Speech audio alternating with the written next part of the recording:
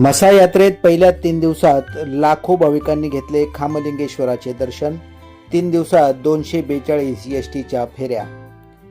ठाणे जिल्ह्यातील मुरबाड तालुक्यात ऐतिहासिक प्रसिद्ध असलेली म्हसोबाची यात्रा 3 जानेवारीपासून सुरू झाली आहे।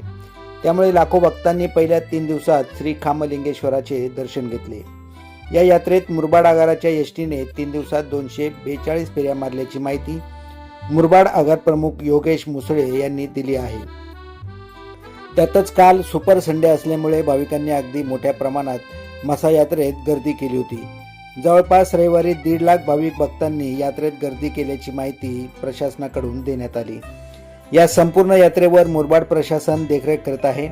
ठिकठिकाणी पोलीस बंदोबस्त तैनात करण्यात आला आहे।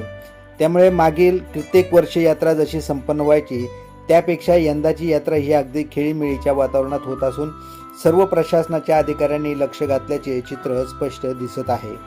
म्हसोबा यात्रेसाठी मसा ग्रामपंचायत सज्ज झाल्याचे चित्र दिसून येत असून ग्रामपंचायतद्वारे विविध ठिकाणी विविध प्रकारच्या सुविधा राबविल्या जात असल्याच्या प्रतिक्रिया भाविक भक्त देत आहेत। तर यात्रेत मुरबाड पोलीस खात्यातर्फे मोठ्या प्रमाणात पोलीस बंदोबस्त ठेवल्याचे चित्र दिसून येत आहे।